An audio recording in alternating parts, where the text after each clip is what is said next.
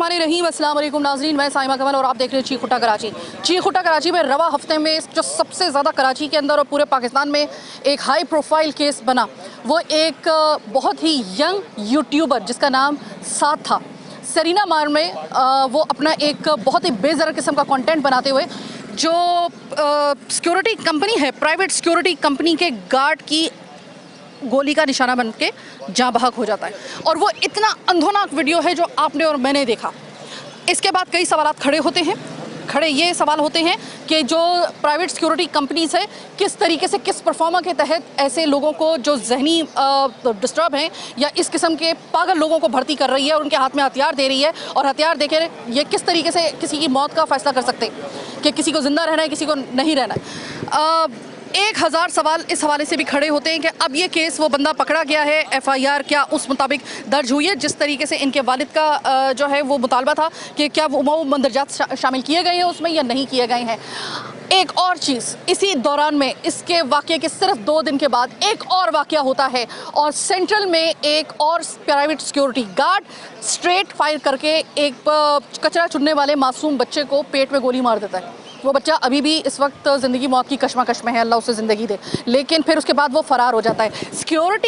Private security companies किस pro forma के तहत ये गार्ड भर्ती करती हैं जिनका ताल्लुक़ ना कराची से है, ना उनकी ज़ुबान कराची से है, ना उनको ये पता है कि जब ज़ुबान से ही आप नाबल्द हों तो फिर आप किस तरीके से किसी ऐसे शख्स को जिसका मेंटली लेवल ये हो कि वो अपने आप को कह रहा है कि मैं तो 2 दिन पहले ही कह रहा था कि मुझसे गन ले लो, मैं किसी को मार दूँगा, और उसके बावजूद उससे गन नहीं ली जाती, उसको ग्राउंड नहीं किया जाता, उसको निकाला नहीं जाता है और वो बंदा फिर एक शख्स को जान से मार देता है। क्या ये वाक़या आपके लिए काफ़ी है या अभी मज़ीद इस तरह के वाक़यात की मज़ीद चेंज चलेगी तो आपको और मुझे, या किसी दिन भी हम भी यही काम कर रहे हैं, किसी दिन हमें भी कोई इसी तरीके से कोई प्राइवेट गार्ड हम लोगों को इसी तरीके से मार देगा? हमारा भी तो काम ऐसा ही है। हमें किससे बचना है? हम कराची वालों को हमें एक दफ़ा आप जो है ना कैलकुलेट करके बता दीजिए। हमें डकैतों से बचना है, स्नैचर से बचना है जिनसे उनकी ज़िंदगी बच जाती है, जिन खुश नसीबों की, उसके बाद पुलिस की किसी अंधी गोली का शिकार हो जाते हैं, और जो उससे बच जाते हैं वो बेचारे मासूम ये प्राइवेट सिक्योरिटी गार्ड की गोली का निशाना बन जाते हैं। मैं अभी इस वक्त मौजूद हूँ उसी साथ के घर पे, और इस वक्त इनके घर में इनके माँ बाप, इसके बहन भाइयों की, इनके मासूम बच्चों की क्या हालत है, मैं सबसे पहले तो आपको वो दिखाती हूँ और उसके बाद मैं आपको लेके चलती हूँ सरीना मॉल जहाँ पर यह वाक़या हुआ है। किस तरीके से ताले लग गए हैं लोगों की ज़ुबान पर, वो जिस वाक़े का जिक्र करना अब पसंद नहीं कर रहे हैं, उस वाक़े के लिए आगे उसकी पैरवी क्या करेंगे वो खुद आप ज़रा देख लीजिएगा, मेरे साथ रहिए। अस्सलाम वालेकुम सर। वालेकुम अस्सलाम। सर, असद का जिस तरीके से साथ का जिस तरीके से ये मर्डर हुआ, ये मर्डर नहीं है, ये इसे कोल्ड ब्लडेड मर्डर कहेंगे, क्योंकि एक ऐसा जो शख्स जो कि सिर्फ अपना एक कंटेंट बना रहा है, जिस तरह हम अपना प्रोग्राम कर रहे हैं इसी तरीके से वो भी अपना कंटेंट बना रहा था, और एक शकीकुल कर्ब एक गार्ड आता है और उसको गोली मार देता है। सर, ये वाक़या सुनने के बाद और ये वाक़या देखने के बाद और जिनके ऊपर ये गुजरी है, क्या कहेंगे ये सिक्योरिटी कंपनीज़ की गलती आपको लगी है या फिर आपको लगता है कि वो शख्स ही इस कदर जो था वो जहनी इंतशार का शिकार था? क्या आप कहेंगे इस हवाले से? कंपनी का तो मैं नहीं कहूँगा कि कंपनी कसूरवार होगी अपनी जगह, इदारा कसूरवार होगा अपनी जगह। कौन सी वो बिल्डिंग है सरीना मार्की, उसकी यूनियन गलत है ये भी नहीं कह सकता, मैं उसको क्या कहूँगा। मैं तो सिर्फ उसको जानता हूँ जिसने मेरे बेटे को शहीद किया है, और चैनल के तवज्जुह से मैं एक अल्फाज कह दूँगा कि दुनिया में मुसलमानों में ये पहला शहीद होगा। कल तक मैं नहीं कह रहा था, लेकिन बहुत सोचने के बाद ये अल्फाज इस्तेमाल कर रहा हूँ शहीद का। शहीद खुद कह रहा हूँ कि जिसने सलाम किया जवाब में गोली ली है। अब मैं इस पर क्या कहूँ कि क्या ये मैं बता रही हूँ ना कि हमें खुद इस वाक़े के ऊपर, आप तो बाप हैं, आपकी तो अलग ही है, एक आपकी तो जो एक कर्ब है वो तो हम उसका अंदाज़ा भी नहीं लगा सकते। जब हमने ये विजुअल्स देखे तो यकीन मानिए कि हमारी रूह काँप गई है देखकर कि बनता ही नहीं था किसी सूरत में। उससे ये एक खूने ना हक है, और वाकई में आपसे कह रहे हैं कि इससे बड़ा खूने ना हक मैंने कभी देखा नहीं है। एक शख्स जो कि सिर्फ उसके हाथ में मोबाइल है, वो अपना कंटेंट बना रहा है, उसके हाथ में कोई हथियार नहीं है, उसके ऊपर स्ट्रेट फायर कर दिया। सर, मुझे ये बताइएगा कि जब आप गए हैं थाने इस अंदोनाक वाक़े की रिपोर्ट दर्ज करवाने के लिए, क्या किसी किस्म की आपको दिक्कत का सामना करना पड़ा या फिल फॉर दर्ज कर ली गई FIR? परेशानी तो कोई नहीं हुई, गया यहाँ से मैं तो यहाँ पे वो एक कोई शायद का पता चला वो मेरे भतीजे ही आपस में शायद लड़ रहे हैं कि ये करना है, वो करना है, इधर करना है, वैसे करना है। वो ये सब कुछ सुनने के बाद मैं गया था उनको लेने, पता चला वहाँ पे एफआईआर काटने का मामला दर्ज हो रहा है, तो एफआईआर आराम से कट गई। अच्छा, आराम से कटी, चलिए शुक्र है। सर ये मुझे बताइएगा कि एफआईआर में आपकी तमाम तर वो क्लॉज उसमें शामिल किए गए हैं या तमाम तर दफात वही शामिल की गई हैं जो आप चाहते थे, या उसमें उन्होंने रद्दोबदल की है? एफआईआर अब तक क्योंकि ये कानूनी और सरकारी तरीक़ेकार है ये पता नहीं है, लेकिन क्योंकि एफआईआर मेरा अपना ज़ाती ख़्याल है कि मैंने जो कटवाई है उसमें दफ़ा 302, इसके अलावा क्योंकि हम पाकिस्तानी, आपको पता है ना कितने कानून को, सियासत को, दुनिया को हम कितना जानते हैं, उस हिसाब से बात कर रहा हूँ कि मुझे पता है 302 इक़दाम कत्ल किया उसने, मर्डर किया, उस पर 302 बनती है। बाकी की दफ़ात जो है वो वकीलों का और दूसरों का ये पेशा है, वो जानते हैं। मैंने कहा सिर्फ मुझे 302 की एफआईआर कटानी है, जो मैंने कटवाई है, जिसके ऊपर मैंने साइन किया है। मैंने कहा ये रिपोर्ट दो, तो उन्होंने मुझसे कहा कि ये रिपोर्ट जो है कंप्यूटर पे टाइप होगी।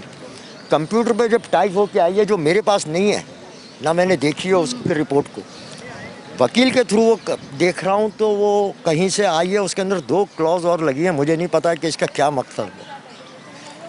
सर मेरे तो ख्याल में लगनी चाहिए उस पर दहशतगर्दी की भी एक, क्योंकि उसके इस अमल से, उस गार्ड के इस अमल से माशरे में एक दहशत तो फैली है और एक हिरासा तो हुए हैं। तो मेरे तो ख्याल में कानून ज़्यादा बेहतर तरीके से जानता है, लेकिन मुझे तो ऐसा लगता है कि अगर मेरे हाथ में हो तो मैं तो दहशतगर्दी की भी उसमें एक जो है वो दफ़ा ज़रूर फिट करूँ उस पर। अरबाब इख्तियार से सिर्फ एक ही दरख्वास्त है कि सज़ा अगर होती है तो टिल हैंक वाली करेंगे आप। ये नहीं है कि उसको 24 साल की सज़ा कर दी, 14 साल की कर दी, वो 14 साल किसने देखे। मेरा बच्चा 5 मिनट के अंदर मरा है, उसको भी 5 मिनट और 5 का आधा करें 2.5 मिनट, ये सज़ा है बस। ईरान हमारा पड़ोसी मुल्क, मैं आपको एक छोटी सी मिसाल दे रही हूँ। ये जो इनकी बात है ना, उनको मैं सिर्फ आपको मैं इसका प्रैक्टिकल मैं आपको बता रही हूँ। एक हमारे यहाँ का माजरत के साथ यहाँ पर निज़ाम अदल है और एक ईरान में है।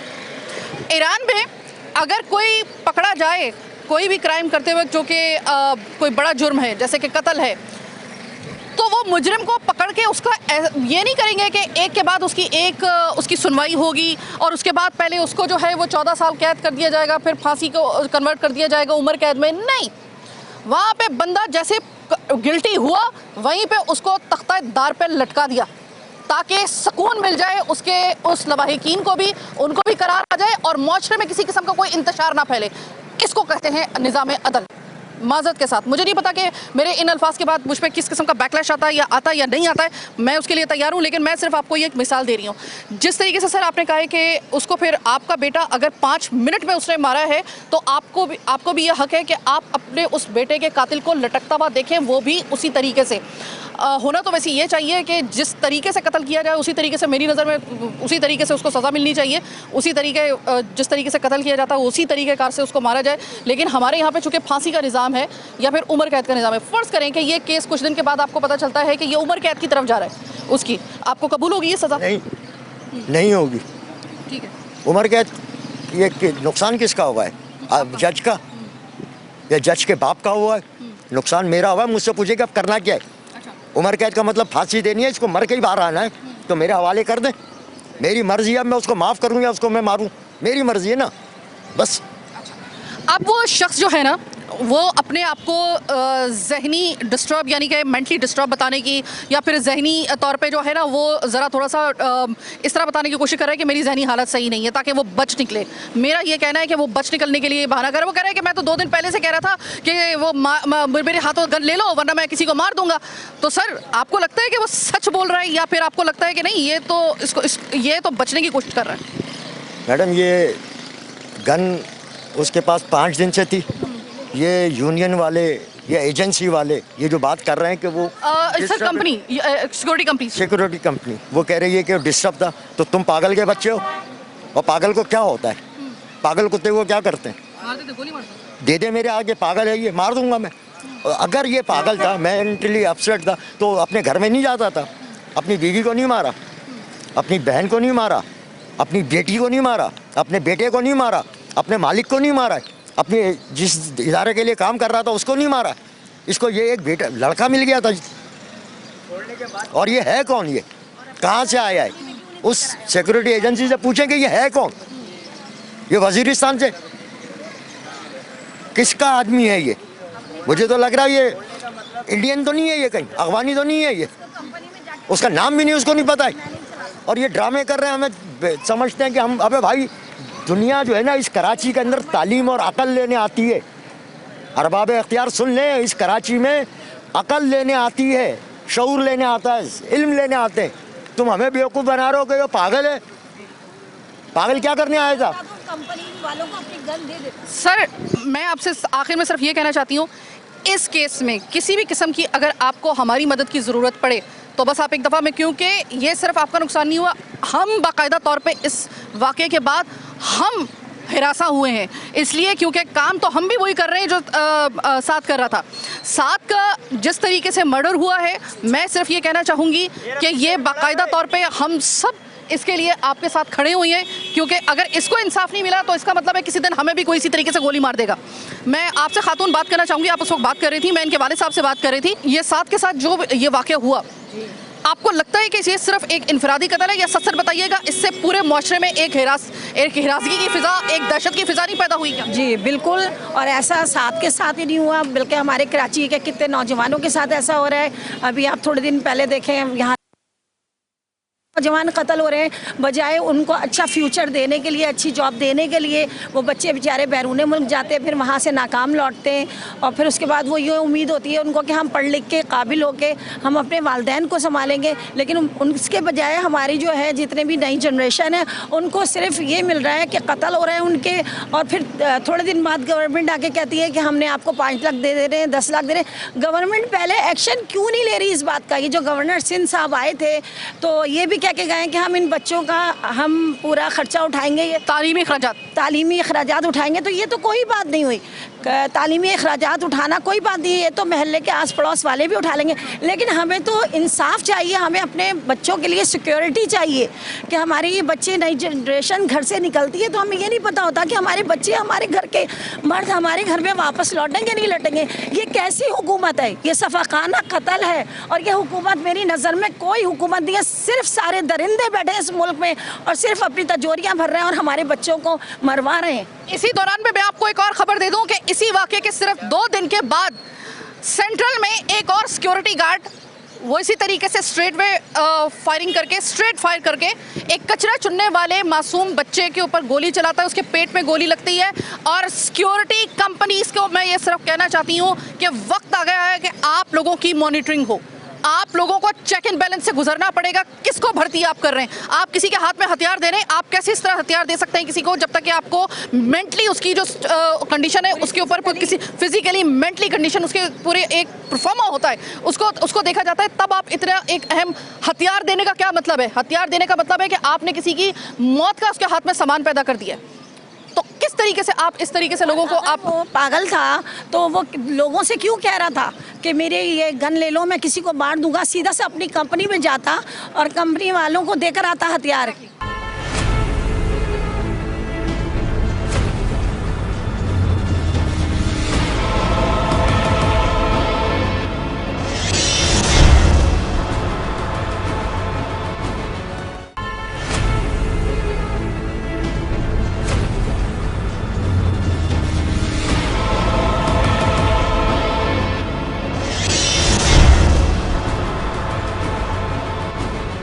मेरे असाब का इम्तहान उस वक्त, मैं हमेशा ये कहती हूँ कि उस वक्त शुरू होता है जब मैं कभी भी किसी ऐसे वाक़े की अगर उसको कवर करने के लिए जाती हूँ, जब मुझे उनके ब्लड रिलेशन से जब मुझे बात करनी पड़ती है, चाहे वो मुझे माँ बाप या फिर बहन भाइयों से बात करनी पड़े, क्योंकि वो एक अलग उस वक्त स्टेट में होते हैं। खुदा ना खास्ता अगर ये वाक़या अल्लाह ना करे मेरे भाई के साथ होता है, मैं इस वक्त पूरी दुनिया में आग लगा देती। मेरी वो कंडीशन होती है इस वक्त। एक और बहन मेरे साथ मौजूद है, जो साथ की बहन है, जो दुबई से आई हैं। आप कर्ब का अंदाज़ा लगा सकते हैं कि एक बहन की, ये तमाम बहनें अपने दिल पे हाथ रख के मुझे बताइए, और मैं इस वक्त जितने भी हुकामे बाला है मैं उनसे कहती हूँ, उनको चैलेंज कर रही हूँ, बिठाएं अपनी बहनों के सामने और उनको कहें कि अगर मेरे साथ या उनके भाई के साथ अगर ऐसा हो और वो ये विजुअल्स देखें, हालत क्या होगी उस वक्त एक औरत की, एक बहन की।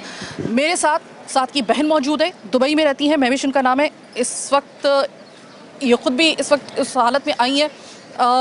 मुझे अंदाज़ा भी नहीं है कि मैं इनके इस कर्ब का मैं क्या सवाल करूं सबसे पहले। लेकिन मैं आपसे सिर्फ ये कहना चाहती हूँ, छोड़िए इस चीज़ को कि मैं नहीं सवाल करूंगी आपसे कि क्या हुआ, मैं सबने देख लिया है। मुझे ये बताओ महविश, इस वक्त दिल की हालत क्या है? इस वक्त इंसाफ किस हालत में आपको चाहिए, यानी इंसाफ किस कंडीशन में आपको चाहिए? किस तरीके से उसको मौत मिले, किस तरीके से उसको कैफरी किरदार तक पहुँचाया जाए तो एक बहन के दिल को सब्र आ सकता है? वो मर भी जाएगा ना। अस्सलाम वालेकुम। वैसे आपकी पहली बात का जवाब, वो मर भी जाएगा ना तो सब्र फिर भी नहीं आएगा, क्योंकि उसके मर जाने से भी साद इस घर में वापस नहीं आएगा। उन 2 बच्चों का बाप वापस नहीं आएगा। जो 2 छोटे छोटे मासूम हमारे घर में हैं, उनका बाप वापस नहीं आएगा। मेरी माँ के दिल को करार नहीं आएगा। मेरी माँ उठे बैठे बोलती है मेरा कलेजा फट जाएगा, मेरा कलेजा फट जाएगा, मेरा कलेजा फट जाएगा। सेंट पैट्रिक्स में उसको पढ़ाया, उसके बाद उसकी आगे की एजुकेशन, सारी चीज़ें। एक बंदे को ग्रेजुएट होने में बड़ा टाइम लगता है। दुबई में था, जॉब छोड़ के वो भी दिसंबर में वापस आया, कुछ डिग्रीज़ के प्रॉब्लम्स थे। वापस आके वो वापस इसलिए नहीं गया कि मेरे छोटे बच्चे हैं, मेरा उनके बगैर दिल नहीं लगता। जिस आदमी का अपने बच्चों के बगैर दिल नहीं लगता था, मैं सिर्फ ये सोच रही हूँ या सोचती हूँ, जो मुझे सोने नहीं दे रही चीज़ पिछले 3 दिन से, कि जब उसको गोली लगी होगी तो उसने क्या सोचा होगा,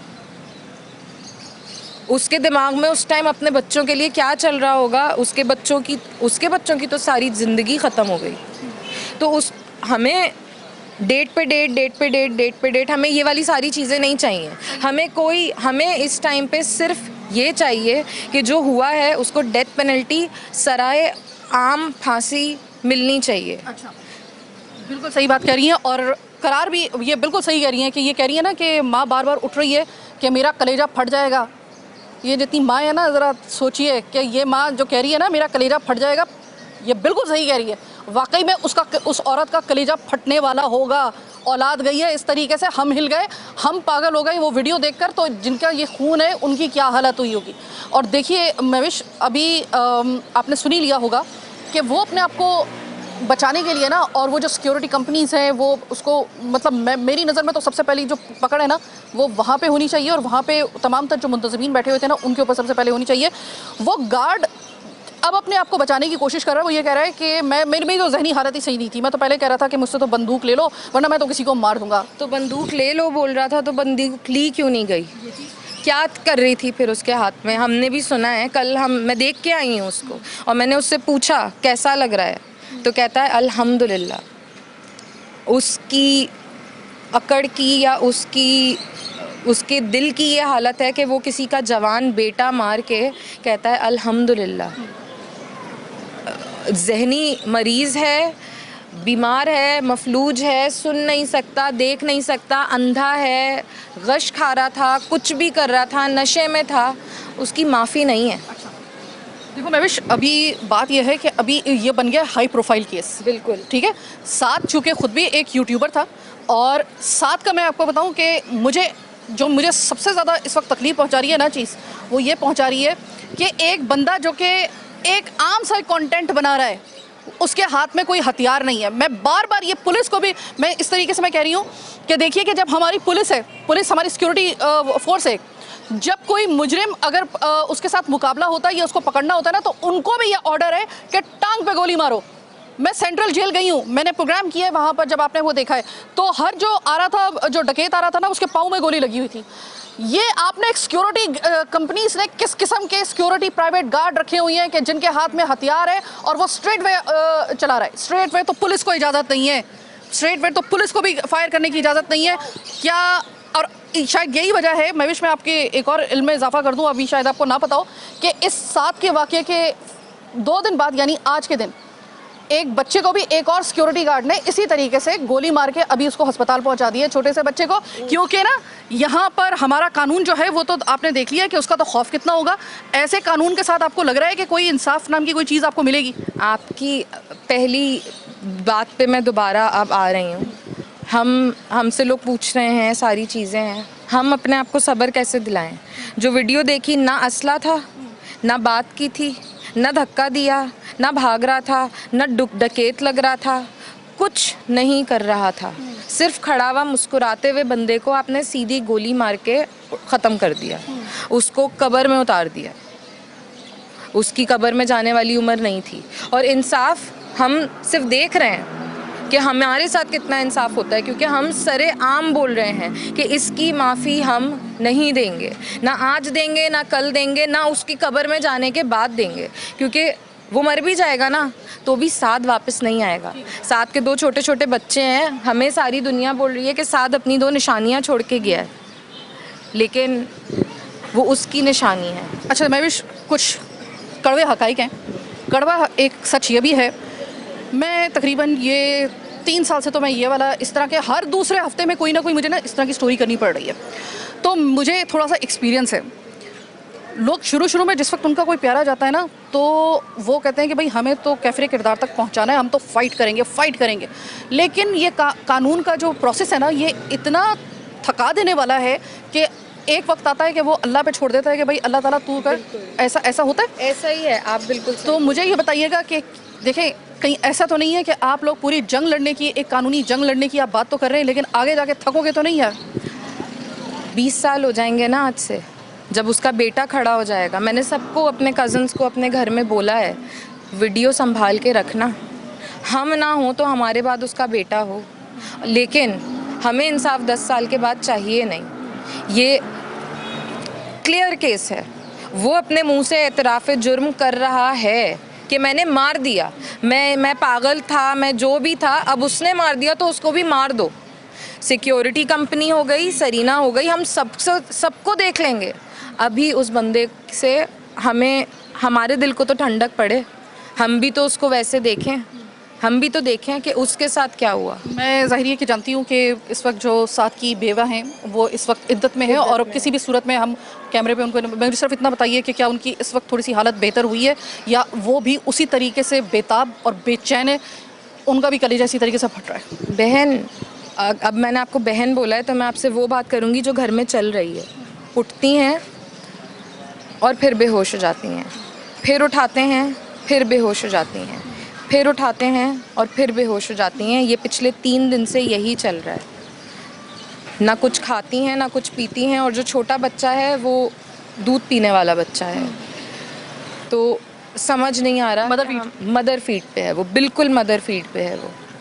तो जब वो नहीं खा रही तो बच्चा क्या खा रहा होगा? और जो बड़ा वाला बच्चा है, क्योंकि वो 3 साल का था, मेरे बाबा मंडी गए हैं, मेरे बाबा सो रहे थे, मेरे बाबा को अंकल्स कहाँ लेके गए हैं, मेरे बाबा कब आएंगे, बाबा कब आएंगे। अगर वो कुछ देर के लिए स्टेबल होने भी लगती है ना, तो भी उसका बच्चा जब उससे जाके पूछता है बाबा कब आएंगे, मम्मा अब तो रात हो गई, मम्मा अब तो ऑफिस बंद हो गया होगा ना, अब मम्मा बाबा क्यों नहीं आए, मम्मा बाबा कब आएंगे, तो हम उस मासूम के सवालों का क्या जवाब दें? उस मासूम के तो सवाल ही दिल को चीर देने वाले हैं।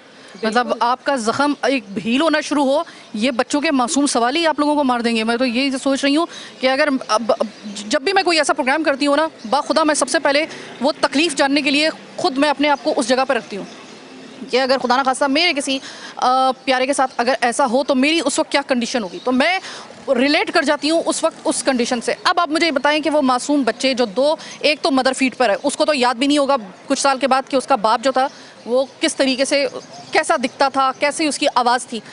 एक जालिम आदमी ने बच्चों से उसका बचपन छीन लिया। एक बाप के साथ मेमोरीज़ होती हैं, एक बाप के साथ। और पता है, मैंने अपने बाप को खोया तो शायद मुझे अच्छे तरीके से पता है कि एक बाप की ज़रूरत आपको ज़िंदगी की हर स्टेज पर होती है। मैं आज इतनी मजबूत हूँ, लेकिन मुझे अपने बाप की खुदा की कसम ज़िंदगी में हर स्टेप के ऊपर मैं उनको मिस करती हूँ। तो वो बच्चे जिनका अभी सफ़र शुरू भी नहीं हुआ सही तरीके से, उनको उनके बाप से महरूम कर दिया गया। वो बच्चे किस तरीके से इस दुनिया में और इस माशरे में सर्वाइव कर पाएंगे? एक इंसान के इस वक्त, अगर आपने आज इस वाक़े से, अगर इसको आपने लाइट ले लिया, आपने कहा कि भाई ठीक है सही है, रो धो के चुप हो जाएंगे घर वाले, कौन चढ़ाएगा उसे फांसी, कौन ट्रायल करेगा, कौन करेगा? तो एक बात याद रखिएगा कि इससे, मैं बार बार कह रही हूँ, मेरे बस में हो तो इसकी FIR के अंदर मैं दहशतगर्दी की भी जो है ना वो दफ़ा में लगवाती, क्योंकि इसकी वजह से हम हिरासा हुए, हम दहशत का शिकार हुए।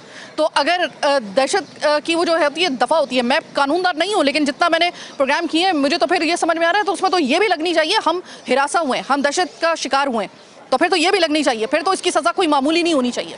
साथ के जो तायाजाद भाई हैं वो इस वक्त मेरे साथ मौजूद हैं।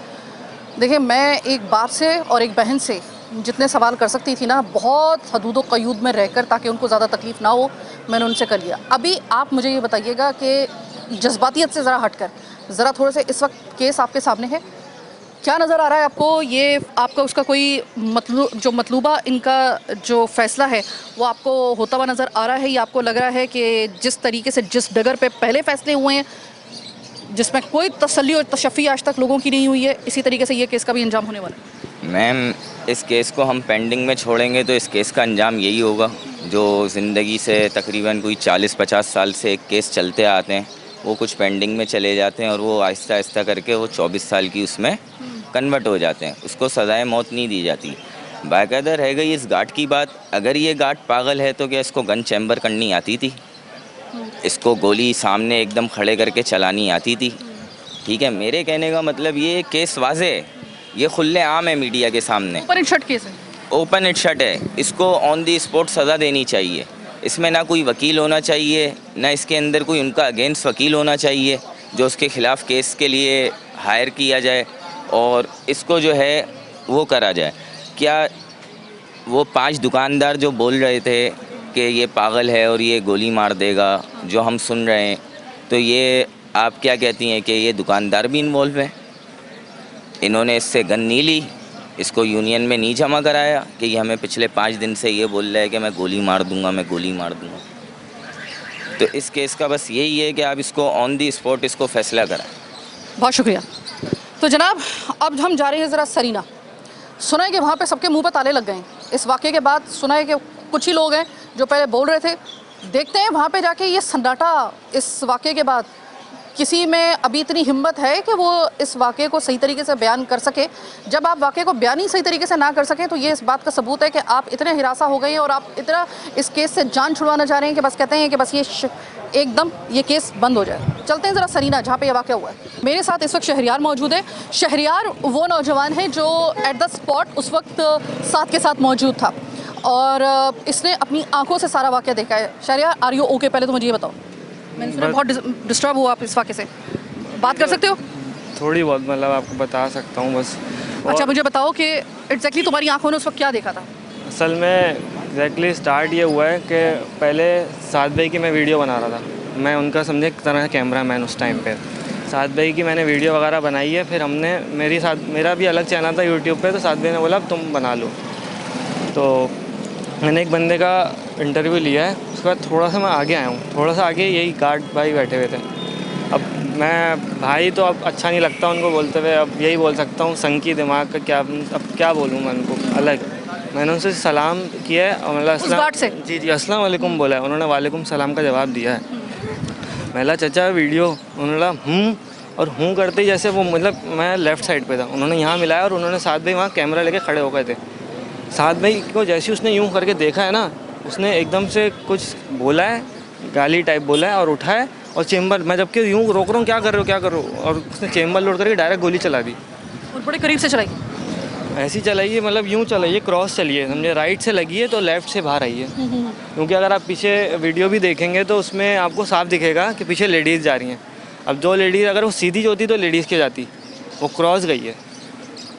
तो उस वक्त तो मुझे कुछ समझ नहीं आया कि मैं क्या करूं। अच्छा, वो जैसे उसने नीचे किया, उसने फ़ौरन लोड करा था मेरे लिए, तो यूँ जैसे वो घुमाने लगा ना, आप अगर वीडियो में भी देखेंगे, एक बंदा वाइट वाला पीछे से आया, वो यहाँ से आया राइट से, उसने बोला क्या इसको रोक रोक रोक, उसने फिर पीछे से एक बंदे ने उसको पकड़ा है, वरना वो मेरे ऊपर आ रहा था।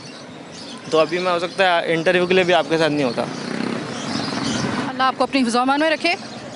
इसको अगर जंगल का कानून नहीं कहते तो फिर क्या कहते हैं? अगर कानून नाम की कोई यहाँ पे कुछ एग्जिस्ट करता है, जो इसने वाक़या इस वक्त बताया, जो इस वक्त हमने वीडियो सबने देखा है, ओपन एंड शट केस है, इसमें तो कोई तब्दीली होनी ही नहीं चाहिए। इसके बाद अगर आप कहते हैं कि ये जंगल का कानून नहीं है कि किसी को भी कोई देखकर गोली मार देगा, तो कल याद रखिएगा इस वाक़े के ऊपर कोई फ़ैसला नहीं आया, कल आपको गली गली के अंदर कोई भी जिसका दिल चाहेगा किसी को गोली मार देगा। एक सवाल भी था मेरा कि उन्होंने अभी एक वीडियो मैंने देखा कि उन्होंने बोला कि उसको हम तंग कर रहे थे या फिर हम पहले से उसको 3-4 मिनट, मगर अगर आप वीडियो भी देखेंगे तो वो 1 मिनट की वीडियो है जिसमें 15 से 20 सेकंड वो बंदा तड़प रहा है। तो कितने 40 सेकंड रहेगा, 40 सेकंड में आपको सलाम दुआ के अलावा मैं क्या कर सकता हूँ। और उसने ये भी बोला कि मैं उनको छेड़ रहा था। अब लड़की थोड़ी है यार, मैं आपको छेड़ूंगा। आप 60 साल के बुढ़े हो। और आप एक बात, और अभी उन्होंने बोला कि इसकी दिमागी मरीज़ है ये वो, आप उसको वहाँ बिठाया हुआ है फ़ोन के। उसने बोला कि मुझे ये ऐसी चीज़ें पसंद नहीं है, हमारे इलाके में ऐसी चीज़ें होती नहीं हैं। तो आपके इलाके में अगर नहीं होता, आप बैठे मोबाइल मार्केट में हो, आपको फ़ोन पसंद नहीं है तो आप मोबाइल मार्केट में क्या काम कर रहे हो। और लेके आए कराची वालों को छोड़कर, कराची में लेकर आए गैर मकामियों को जिनका दिमाग ही ख़राब है, जिनको पता ही नहीं है कि यहाँ के लोगों को कैसा। और आप जानते हैं मेरा तो झगड़ा ही हमेशा इस बात पे रहता है कि आप अपने लोगों को छोड़ के, जब भी आप देखिए कि एक ऐसा शख्स जो कि वज़ीरिस्तान से आया है, उसके वहाँ पर वो सही कह रहा है कि वहाँ पर उसने क्या कहा है कि ये मुझे कैमरा वगैरह पसंद नहीं है, बंद करो वरना गोली मार दूंगा। ये आपने इस तरह के दरिंदे उठा के आप लेकर आए हैं दूसरी जगहों से कराची में, कराची वालों को मारने के लिए। तो इसके ऊपर तो फिर शुरू से ना ये कंपनी से लेकर, प्राइवेट सिक्योरिटी कंपनी से लेकर जितने भी इसके लाइन के साथ उन तमाम लोगों को जो है ना वो शामिल तफ्तीश करें और करार वाकई सज़ा दें, तभी जाके आपको ये ब्रेक लगेगी, वरना ये हर दूसरी गली में आपको ऐसा ही वाक़या नज़र आएगा।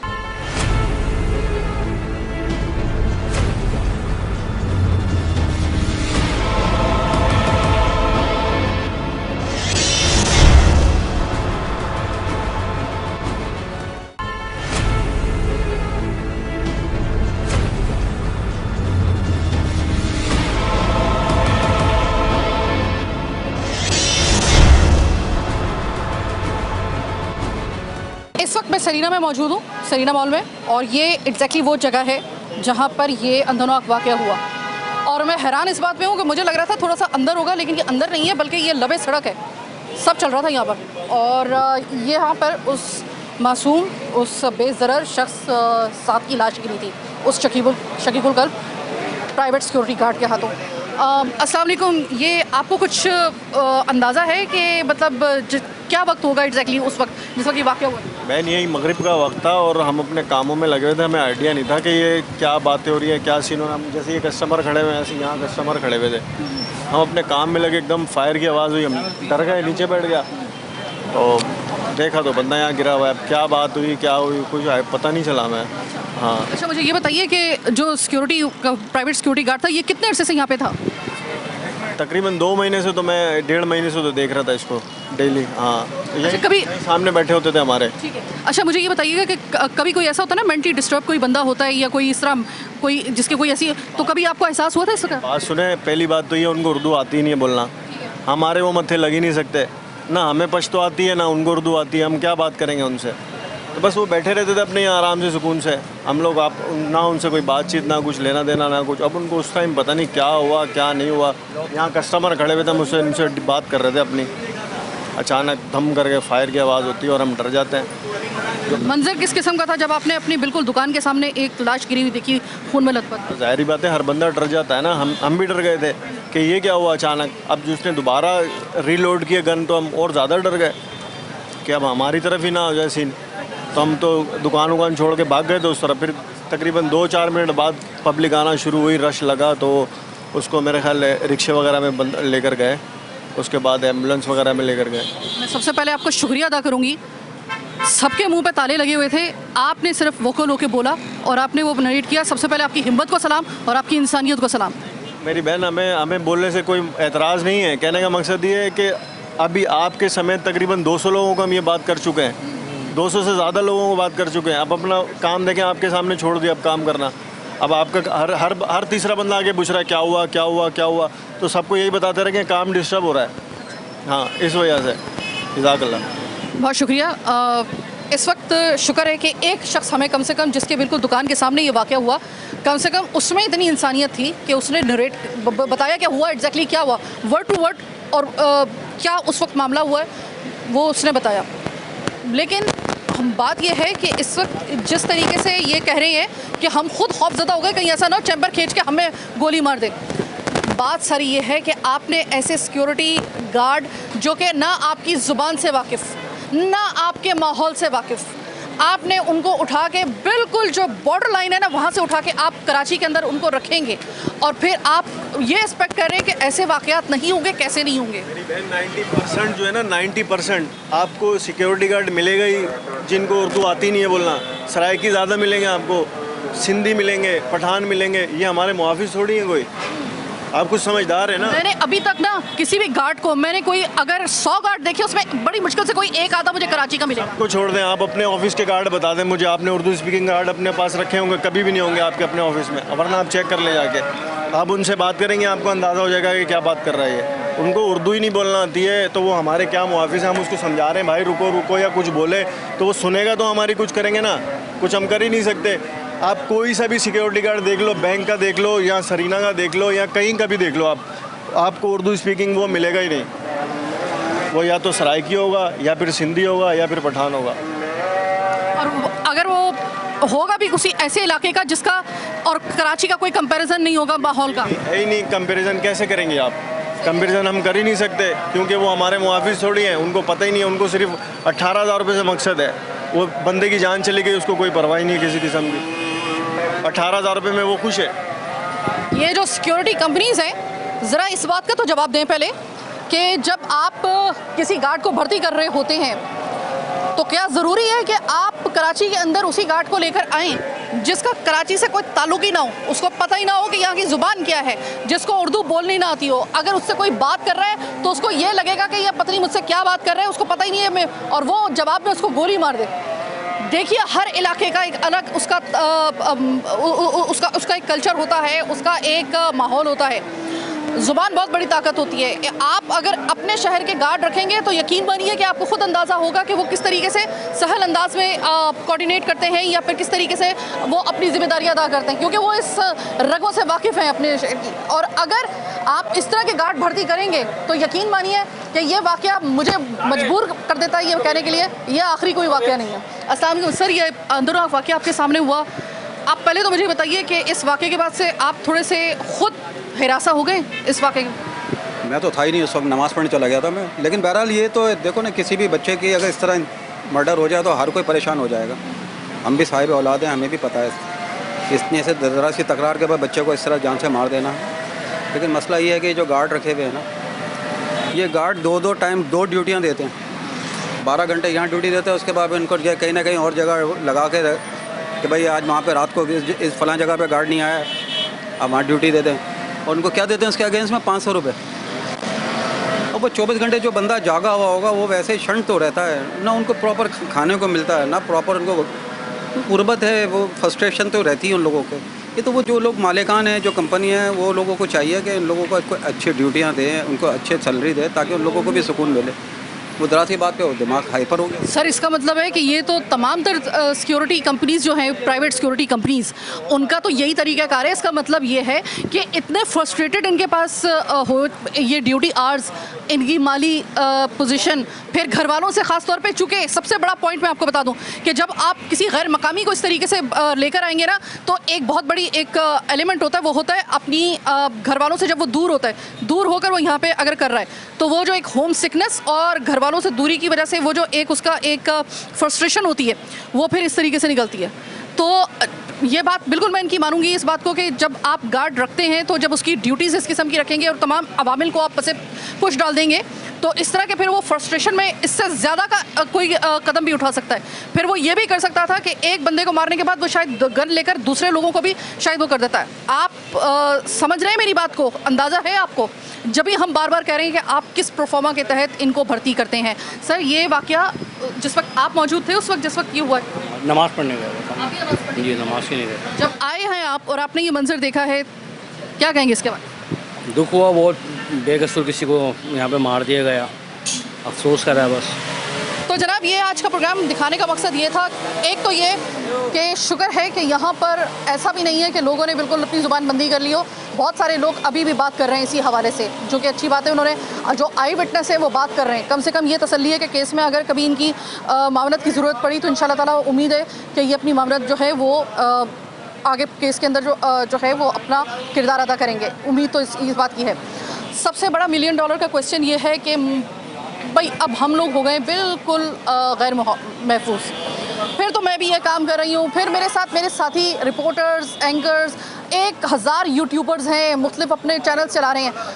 किस तरीके से अगर वो बोल क्या रहा है कि मुझे ये कैमरा मत निकालो, मुझे कैमरा पसंद नहीं है, वो मैं मोबाइल मार्केट में ही बैठा हुआ है, काम कर रहा है, और वो कह रहा है कैमरा नहीं निकालो। जो शहरियार से हमारी बात हुई है, जो उस वक्त मौजूद था उसके साथ, तो उसने कहा कि और कोई मुद्दा नहीं था, ना उसने कोई बदतमीज़ी नहीं, ना कोई साथ कोई बदतमीज़ी की, ना किसी किस्म का कोई गाली गलौज हुआ। उसने सिर्फ ये कहा कि मोबाइल नीचे करो, ये मेरे इलाके में ये अलाउ नहीं है, मेरे इलाके में ये पसंद नहीं किया जाता है। मतलब वो जिस इलाके से ताल्लुक़ रखता है, अगर उसमें पसंद नहीं किया जाता था, मोबाइल मार्केट में बैठ के वो किसी दूसरे शख्स को कह रहे हो तुम अपना मोबाइल नीचे करो, ना बनाओ, मुझे पसंद नहीं आ रही तुम्हारी ये हरकत, और अगर नहीं करोगे तो मैं तुम्हें गोली मार दूँगा, और वो भी स्ट्रेट सामने से।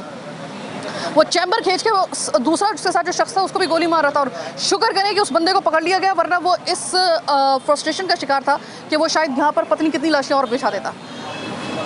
इस वक्त सबसे बड़ी ज़रूरत है, मॉनिटर कीजिए जितनी भी ये प्राइवेट सिक्योरिटी कंपनीज़ हैं, लाइन हाइजर कीजिए इनको ज़रा चेक कीजिए कौन कौन इनके पास भर्ती है, इनके पास लाइसेंस शुदा जो हथियार है इसकी वैलिडिटी ज़रा चेक कीजिए। जो लोग भर्ती किए जा रहे हैं, क्या किस क्राइटेरिया पे उनको भर्ती किया जा रहा है? क्या आपके पास कोई डॉक्टर है जो कि इनकी मेंटली कंडीशन को या फिर इनका मेंटली एग्जामिन कर सके, या आपने हाथ में बस हथियार पकड़ा दिए हैं कि जिसको चाहे दिल चाहे मार दो? हथियार किसी के हाथ में देने की बहुत बड़ी जिम्मेदारी होती है, ये जिम्मेदारी आपने अदा की? कतई तौर पे नहीं की। इस वक्त हम 2 जगहों पे सिर्फ हमारी नज़रें टिकी हुई है, एक तो इस केस के ऊपर, इसको एग्जाम्पल बनाए ताकि अगले की हिम्मत ना पड़े।